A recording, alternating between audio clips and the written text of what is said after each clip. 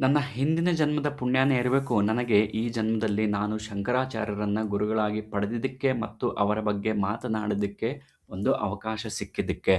So Shri ಗುರುಭ್ಯೋ ನಮಃ. ಶಂಕರಾಚಾರ್ಯರ ಬಗ್ಗೆ ಒಂದು ಶ್ಲೋಕ ಇದೆ. ಏನಪ್ಪ ಅಂತಂದರೆ, ಅಷ್ಟವರ್ಷೆ ಚತುರ್ವೇದಿ ದ್ವಾದಶೆ ಸರ್ವಶಾಸ್ತ್ರವಿತ ಷೋಡಶೆ ಕೃತವಾನ ಭಾಷ್ಯಂ ದ್ವಾಂತ್ರಿಂಶೆ ಮುನಿರ್ಭಗ್ಯತ ಅಂಥೇಳಿ. ಏನಿದ್ರ ಅರ್ಥ ಅಂತಂದರೆ, ಅಷ್ಟವರ್ಷೆ ಚತುರ್ವೇದಿ ಅಂದರೆ ಶಂಕರಾಚಾರ್ಯರು ತಮ್ಮ 8ನೇ ವಯಸ್ಸಿಗೆ 4 ವೇದಗಳನ್ನು ಸಂಪೂರ್ಣವಾಗಿ ಅಧ್ಯಯನ ಮಾಡಿದರು.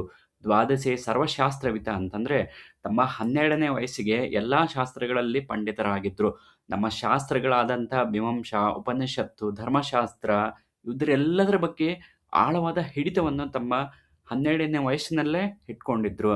ಅದೇ ಥರ ತಮ್ಮ 16ನೇ ವಯಸ್ಸಿಗೆ ಷೋಡಶೆ ಕೃತವಾನ ಅಂತಂದರೆ ತಮ್ಮ 16ನೇ ವಯಸ್ಸಿಗೆ ವೇದಾಂತದ ಮಹತ್ವದ ಗ್ರಂಥಗಳ ಮೇಲೆ ಭಾಷ್ಯ ಬರೆದಿದ್ರು. ಉಪನಿಷತ್ತು, ಭಗವದ್ಗೀತೆ, ಬ್ರಹ್ಮಸೂತ್ರ ಇವೆಲ್ಲರ ಮೇಲೆ ಅವರ ಭಾಷ್ಯ ಇವತ್ತಿಗೂ ಅದ್ವೈತ ವೇದಾಂತದ ಆಧಾರ ಗ್ರಂಥಗಳಾಗಿವೆ.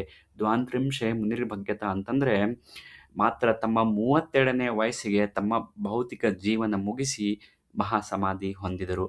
ಈ ಅಲ್ಪ ಅವಧಿಯಲ್ಲೇ ತಮ್ಮ 32 ವರ್ಷಗಳ ಅವಧಿಯಲ್ಲೇ ದೇಶದ ಉತ್ತರ, ದಕ್ಷಿಣ, ಪೂರ್ವ, ಪಶ್ಚಿಮ ಎಲ್ಲ ಕಡೆ ತಿರುಗಿ ಮಠಗಳನ್ನು ಸ್ಥಾಪಿಸಿ ಸನಾತನ ಧರ್ಮಕ್ಕೆ ಹೊಸ ಜೀವ ತುಂಬಿದವರು ಅವರೇ ನನ್ನ ಶಂಕರ ಗುರುಗಳು.